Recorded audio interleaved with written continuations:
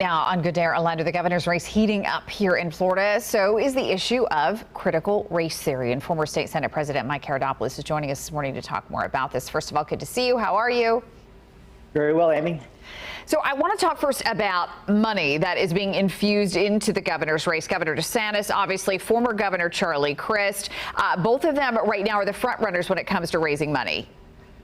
That's right. The big front runner, of course, is Governor Ron DeSantis is breaking all kinds of records as far as fundraising is concerned, and that means that he's raised over $60 million already in the race, whereas Charlie Crist, who's the leading Democrat at this point, has raised around $5 million. In fact, last month, Ron DeSantis raised over $6 million compared to about $800,000 from Charlie Crist and only $200,000 for the current agriculture commissioner and only statewide Democrat elected Nikki Fried. So a big gap between the two sides right now as Ron DeSantis is running away with this, not just, of course, at the fundraising, but he has a big lead in the polls right now as well.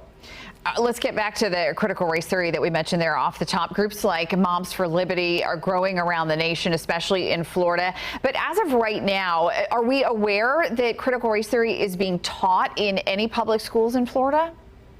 This was a big push made by our local representative, Randy Fine. He's very concerned that even might not have the title of critical race theory, the push is being made within the schools. And groups like Moms for Liberty really are focused on the idea of let's get back to the basics and let's make sure the people who run a certain way for office actually govern in a certain way for office. We had a local example here in Brevard County where a person ran as what we call a moderate, if not a conservative, yet once they got in the school boards, they started to push a lot of the liberal agenda. And so you're seeing a big push right now because of groups like Moms for Liberty saying, you know what?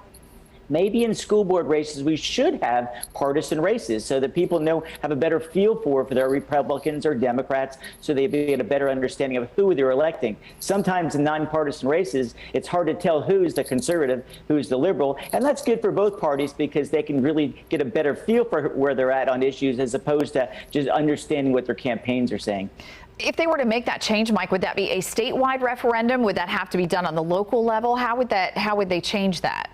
Great question, Amy. And with that, there is going to be a push this year in the legislature to make school board races partisan. It would take a constitutional amendment to change that, but that's going to be necessary with 60% of the vote. But you can have a local referendum like they're doing here in Brevard County, which would make these school board races partisan. So you have the option, local or statewide. A lot of people are saying it should be one size fits all. So we'll have to see how the legislators decide to proceed once they start the session in early January. All right. Gosh, early January is going to be here before we know it. Just a few weeks away. Former state Senate President Mike Haridopolos, thank you so much. Good to see you. Great to see you, Amy. Have a great day. You too. Developing nationally at this hour, American author